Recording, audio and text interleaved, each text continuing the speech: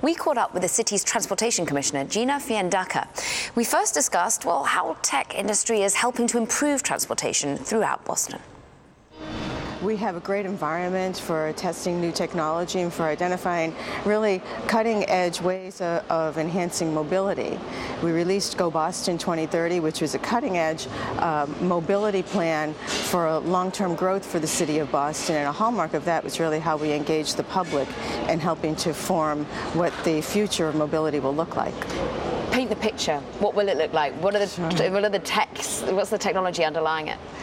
A lot of the technology is around connecting points of mobility and using data in a really smart way to help us inform how we shape transportation policy decisions, whether it's around enhancing our public transit system or utilizing adaptive technology to communicate with vehicles and with mass transit vehicles, buses and trains, and certainly autonomous vehicles are part of the mix. Talk to us about autonomous vehicles, because the self-driving car testing program has been put on hold since we saw that tragic event with an Uber killing a woman back in March. Where do you see that coming back online? Is it still the right decision to be having it on hold? Well, sure. In Boston, we did take a pause for testing here, and we have three companies that are actively testing with us now in this Seaport location where we are. And so after that incident, we paused testing. We regrouped with our partners who are testing, and we really made sure that they're adhering to some of the safety protocols. So we actually have resumed testing, and they're really great partners for us in terms of being transparent about what those testing protocols are and making sure that as we roll them out, we're forward-thinking and safety is our #1 priority. What sort of key elements did you want to see to the enhancement in safety?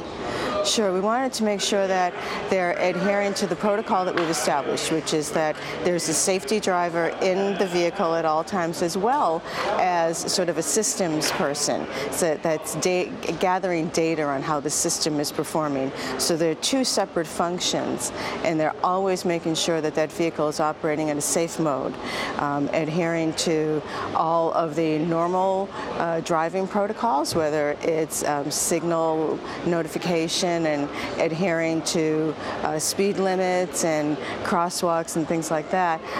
So they are required to submit reports to us on a regular basis, which is all made available to the public. All of our testing protocols are out on the city's website.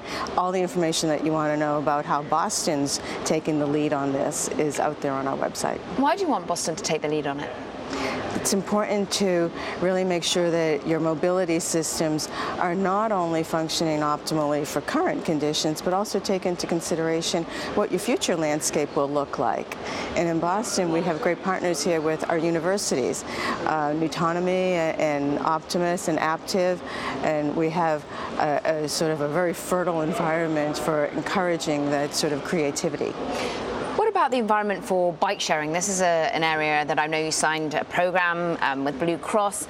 It's interesting, in other cities we're seeing a rampant rise in dockless bike sharing, and it can be efficient, but it also can cause chaos in many ways. How are you managing that yourself?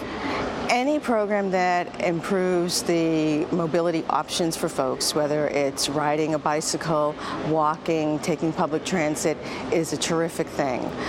Certainly, we've hired an active transportation director a couple of years ago in Boston, and she's responsible not only for our bike program, but also all things active transportation and ensuring that we incorporate mobility options into our street design. Now, that said, we have a great program with Blue Cross Blue Shield, which sponsors our bike share system, and that's a docked system, and we've been really thoughtful and strategic about how we provide opportunities for bike share in all of our neighborhoods and building out a network so that folks in downtown Boston can visit our outlying neighborhoods in Mattapan and Roxbury and Dorchester, and that those folks have access to bike share.